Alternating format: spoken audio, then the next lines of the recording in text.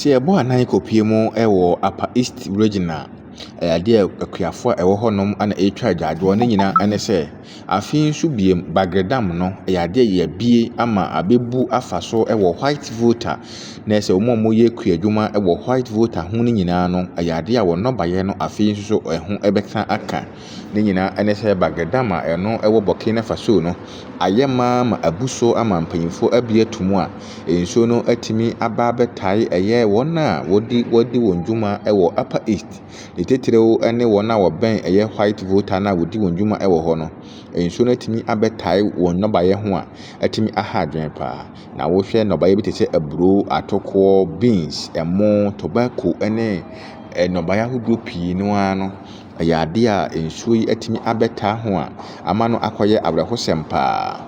Ɛno ana wɔretwa agyaadwo a wɔretoto de srɛ mpanyinfoɔ sɛ adaworo ma mpanyinfoɔ mmerɛ mu na wɔmmɛka bi, nyɛ saa adeɛ a ataama ɛrehye wɔn a wɔwɔ Upper East Region no. Ɛyɛ adeɛ a wɔnam ɔhaw mu, yaw mu paa, ɛnyɛ asɛm ketewa koraa.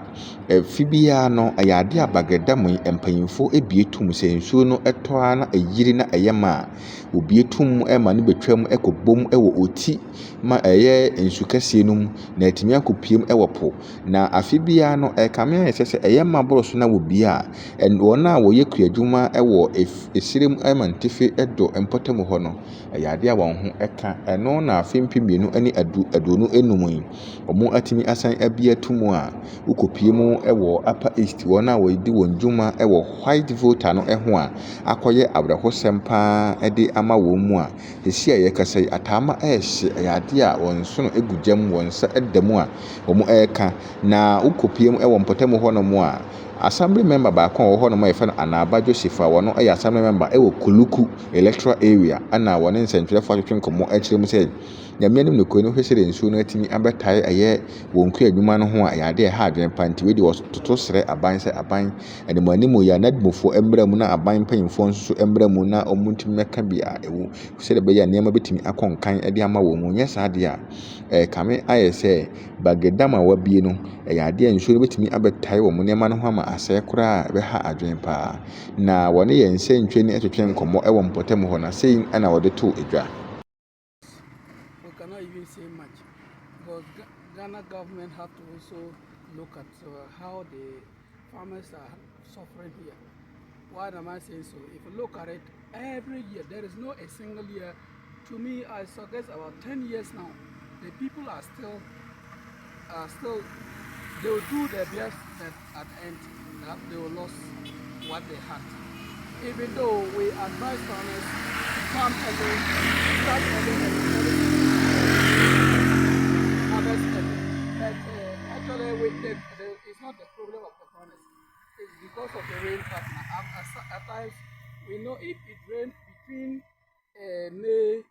April, May, and then that is where the farmer can start early and then harvest early.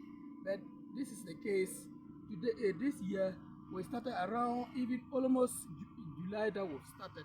So how would they do a harvest? And this is where the only farm land that we farm.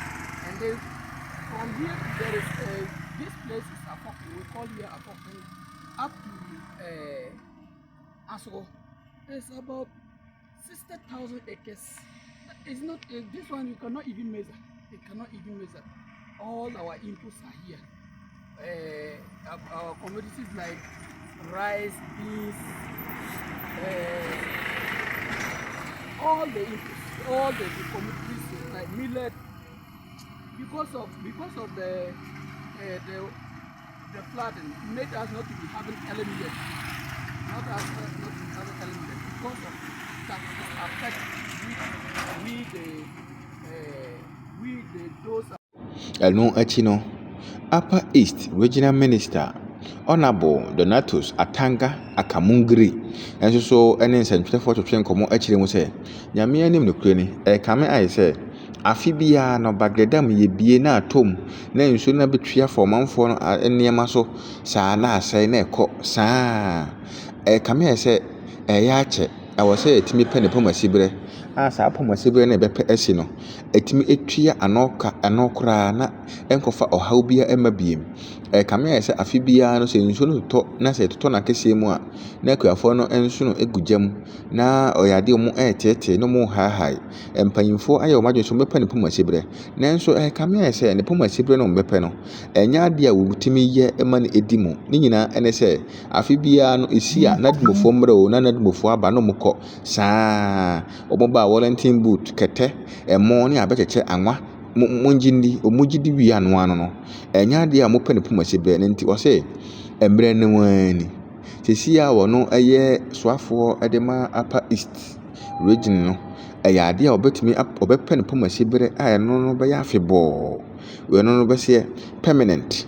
Nti no ɛyɛ adeɛ a solution a ɔpɛ ɛde asi ano kwan no ɛnyɛ adeɛ a ɛbɛyɛ tempora biem sɛ yɛde sosɔsosɔ ano saa na wei deɛ ɛyɛ adeɛ a mopɛ ne permanent sɛdeɛ ɛbɛyɛ a ɛbɛboa na afei nso koraa mpo no afe biara no nsuo no tɔ a ɛmɛha amanfoɔ no wɔsɛ ɛyɛ adeɛ a ɛwɔ sɛ ɔmopɛ ɛyɛ concrete solution na ɔmde si ano kwan. Ɛnyɛ sɛ ebi ano da bi afe biara ne yɛabɛyɛ no maafoko saa na yɛde kɔ ɛba saa na ɛmmoa. Enti no wɔno Donatus a wɔno ɛyɛ ɔsoafoɔ a wɔda Upper East region ano no ɔbɛpɛ ne pɔmɔsibere na ɔmanfoɔ no nso ɛnka ne ho na ɔmo nyinaa ɛka bi a ɛwɔ mu nti no ɔmo mpɛ ne pɔmɔsibere a ɛbɛboa ama saa dwumadi a ɛkɔ so biara sɛ Bagre Dam no yɛbie no wɔ Burkina pɛ na abɛtwi afa Ghanafoɔ adehyeɛ so ɛwɔ Upper East region no ɛtoɔ ɛbɛtumi atwa. Wɔno yɛ nsɛntwerɛni ɛtwetwe nkɔmmɔ na sei ɛna Regional Minister Onimonyamfoɔ Donatus Atanga Akamungiri ɛde nsɛm no ɛto dwa. Yeah, much as I sympathize with the farmers for the short period in which they are being asked to be able to evacuate their property, I would like to plead with them that they should understand that the spillage is normally as a result of uncontrollable factors. If rains are not torrential, we will not have water to spill. And so unless we are able to control that event of torrential rain, it will be difficult for you to determine the precise times. And so if the meteorologists are expecting a certain quantity of volumes of water in the Bagre Dam, that is why they will be looking at if it's going at the same rate, they will give you the expected time that the river will flood or will go beyond its capacity. That will necessitate spillage.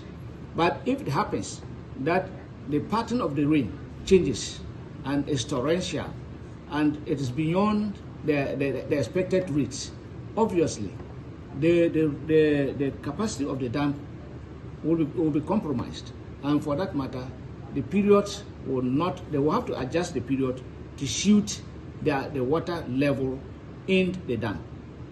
That normally accounts for this, and it is not the first time. I will only plead that farmers should always be in readiness. When it's coming to the month of August and September, farmers should know that this is the time normally, if there's torrential rain, there will be spillage, and for that matter, they should be in readiness to respond to the issues.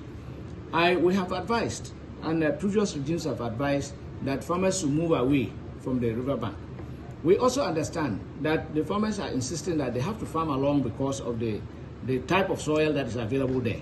And so therefore, when they farm there, they will be able to make a bumper harvest. And see, this is a matter of choice, and it's something that we cannot control. And so that is why the Northern Caucus have decided that we want to make an alternative. So if we are successful with that alternative of making irrigation, smaller irrigation systems far off from the bank, and then giving them fertilizer and other things to fertilize their farms over there, then there will be no need for them to go and plow closer to the riverbank. And so that is in the response to that particular exercise. But I will only plead that they have to bear with us. Nobody is just doing it out of hatred of anybody. It's because of the fact that there are factors beyond our control, and we have to adjust ourselves to the natural dictates, which we are not in control. So that is the problem.